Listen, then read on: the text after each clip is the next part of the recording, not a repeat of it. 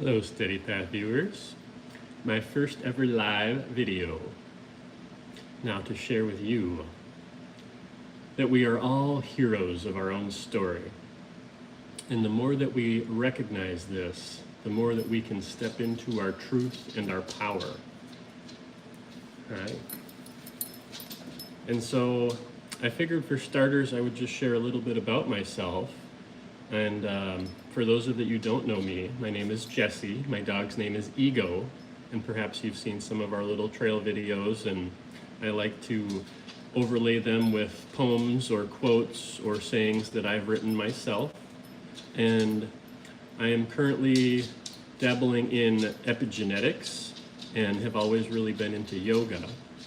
And I'm also getting really deep into this Ringing Cedars of Russia book series by Vladimir Megre. And that's kind of been a guiding force this last spring, summer, and has really helped me through a lot on this awakening journey. And so I've been a body worker for about 10 years now, and I'm starting to pursue a certification for energy medicine within the realm of Monarchia Rites, which is underneath Alberto Vialdo of the Four Winds Society. So if that piques your curiosity, something worth looking into, or just stay tuned and I'll be sharing more as the days, weeks, months unfold.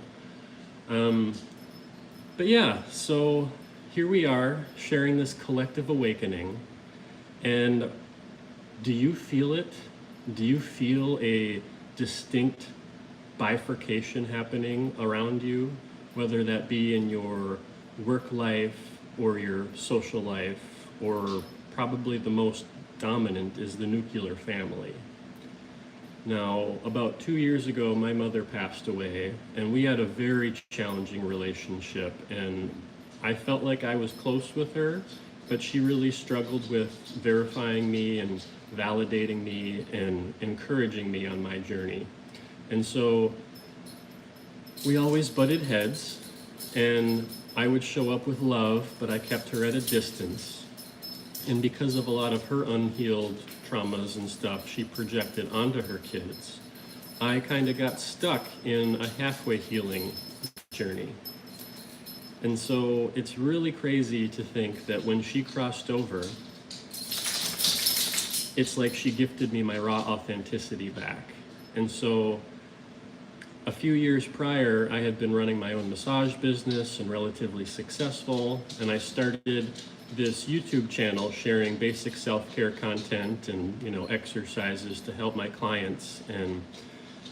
And so after she passed, I started using my social media and Instagram, sharing a lot of raw content around conspiracy theories, and I had built my following up around my massage practice. And a lot of people were concerned and really wondering if I was okay. And though I do not regret sharing what I was going through, it definitely left people very confused and concerned. And so I, of course, am very sorry about that. But you never want to underestimate the power of planting a seed. And I am simply just trying to shine my light and share what I find is very important. And so I went through a little bit of a hiccup there, and I fell away from social media and chose to delete my account because it wasn't being well received. I was losing a lot of followers, and I stepped into the role of being my father's caretaker, so that just seemed to be what was most important for me. And I was getting really spread thin. I just didn't have a specific direction of what I was aiming towards.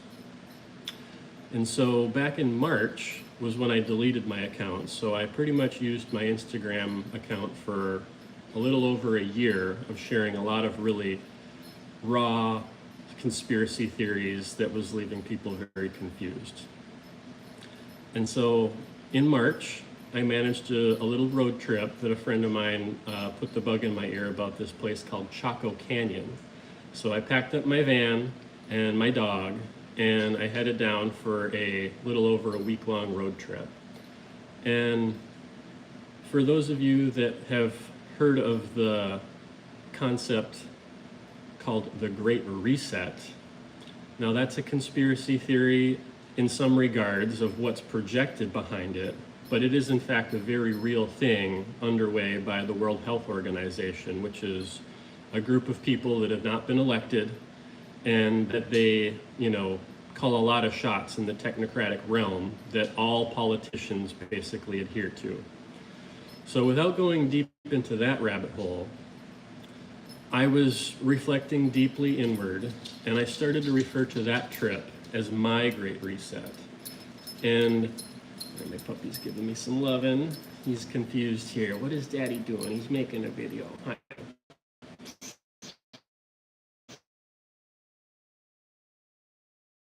I was reflecting, and I came back with a new, fresh perspective. And it's been a few months, I guess, 6, 7, 8 months now since that trip. And I started reading this Ringing Cedars of Russia book series, which has really helped ground me and give me a fresh perspective on life. And when I moved back into my childhood home as my father's caretaker, you want to come up on the couch? Come on. I started to get into gardening and homesteading, and I was drawn towards these things simply to some degree out of fear. Whatever's to come with this World Health Organization Great Reset, and how the media and culture of today projects and predicts a lot of end of the world apocalyptic type stuff. But the Ringing Cedars of Russia series has given me a new perspective. And to bring in quantum physics and epigenetic programming, that these are two scientific, verifiable rabbit holes that are worth studying and worth scrutiny. Because in the nature of zetetic science, which is when you do your own research and test it and verify it for yourself, that you can come to your own conclusions instead of just trusting the science, which is so much of what has been happening since the pandemic, and even really more so since 9/11 of 2001, which to some degree marks the beginning of my awakening journey, because I never, ever, ever fell into the narrative. I never, ever once trusted what the bureaucrats and politicians and the news and media were telling us. But yet I still fit into the collective narrative, and I was just a young teen at that time, and then through my teens and 20s, I dabbled with conspiracy theories, and purely out of entertainment, but that it made so much more sense to me than what the news was telling me. And so here we are 20 plus years later, and I'm putting a lot of the puzzle pieces together for myself. And so epigenetic programming, and now the name Bruce Lipton is worth looking into. He's written a lot of books and has a lot of podcasts. But to think that epi means above your genes. And to tell a little story about this emerging science, at the late 60s, early 70s, geneticists were looking at the human DNA strand under a microscope. They discovered an aspect that was dormant. They didn't know what it was for, so they coined the term junk DNA.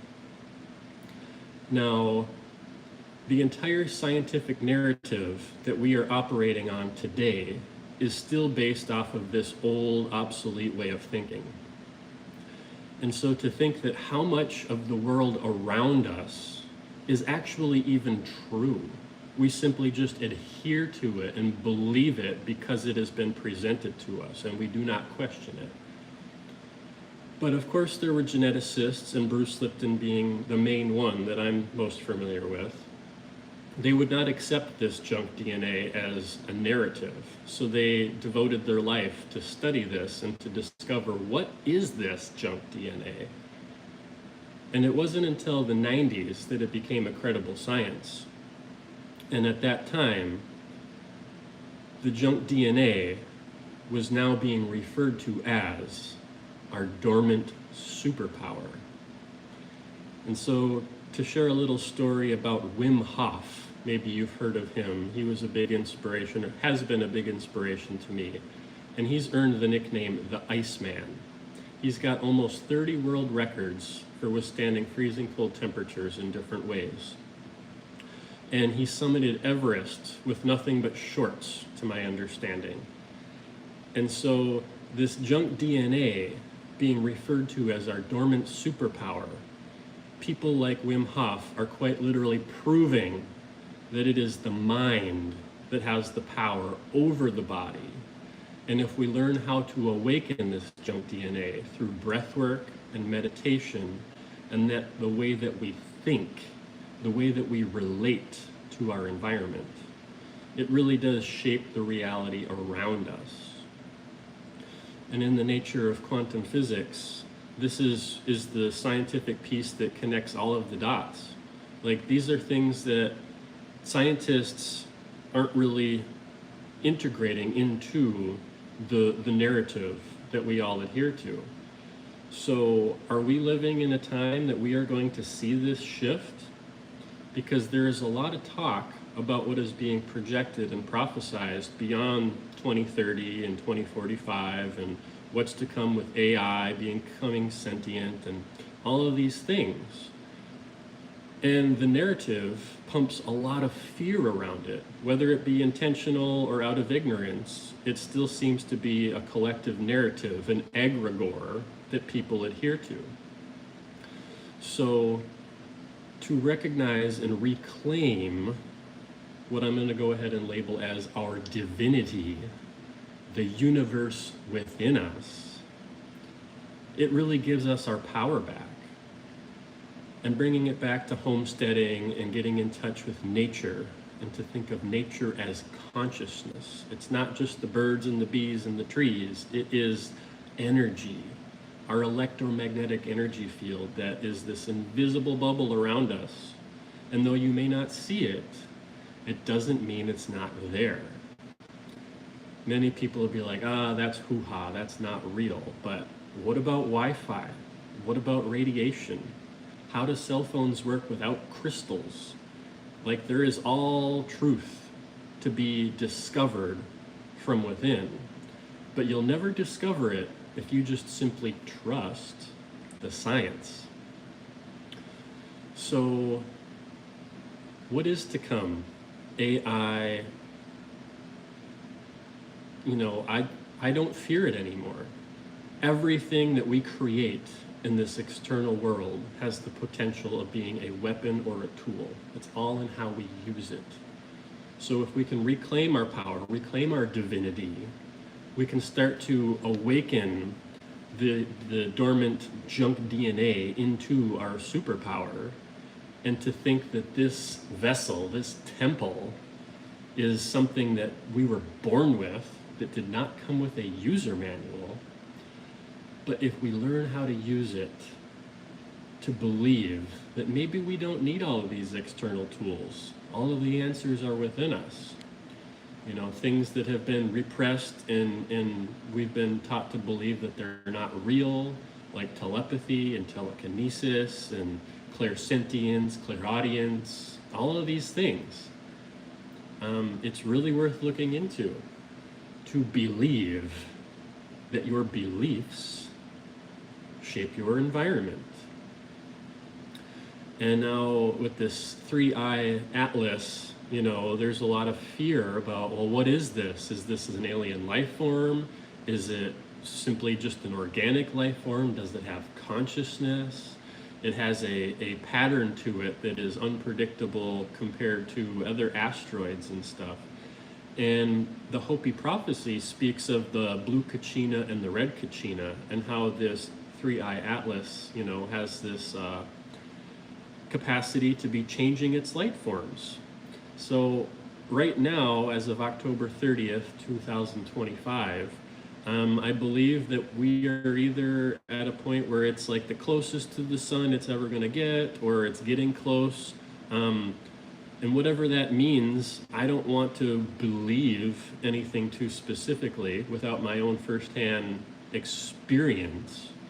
But what I feel within me is an awakening, that I am no longer content, and I have not been content since my teenage years, of fitting into this narrative of the two-party system politics and the bureaucrats of the world of today. the entire Federal Reserve and trusting this paper currency that has absolutely nothing backing it up, and these unelected officials within the World Health Organization, and they're making decisions for the collective. But if we reclaim our divinity to recognize that there is a third choice, and that third choice is choosing not just love, but to almost stop paying attention to these forces and these dynamics. And like, we need to know they're there, but we don't need to pay attention and give them our power anymore. We can, claim state nationals and undo a lot of, federal taxes, and we can stop playing the game, but it requires a lot of real critical self-actualization. And the Hopi prophecy, much like the Ringing Cedars of Russia book series, speaks of a returning to our pristine origins, a way back to living off of the land and with the land, and that nature literally does provide everything that we need as long as we cultivate it, and in the process we purify it as well as ourselves. So this speaks to the law of correspondence. As above, so below. The universe in me reflects the universe outside of me. Let's see, do I have any comments or questions here? So for now, I feel like I've reached a nice introduction point here, and I'm going to reflect back and watch my own video, my very first live video, and I'm going to hone in, try to cultivate this, try to be more specific and intentional with the topics that I adhere to play a role in the collective awakening. The bifurcation is happening. The movement into the AI era, and believing that we need all of this external means for evolving into the new world, vaccines and, social credit scores and all of that stuff, or awakening our dormant superpower and learning to integrate with the land. And I don't want to believe that this returning to the land means isolation from the collective planet, that tourism will always be a thing. We want to go see the world's sacred sites and see and feel them firsthand. But within the nature of the dormant superpower, thinking about things like astral projection, lucid dreaming, maybe we can access and visit these places without even needing to go there with the physical body, that our astral energy body can go there in our dreams. So I'm rambling at this point, but I'm excited to see where this journey will take me, take us, the collective, that we are all sharing in. So the bifurcation is happening. What path do you choose for the world of tomorrow? Get really clear on your intentions and manifest your destiny here and now. I look forward to hearing from you. Please like, share, comment, and subscribe, and I will follow up more soon. Cheers.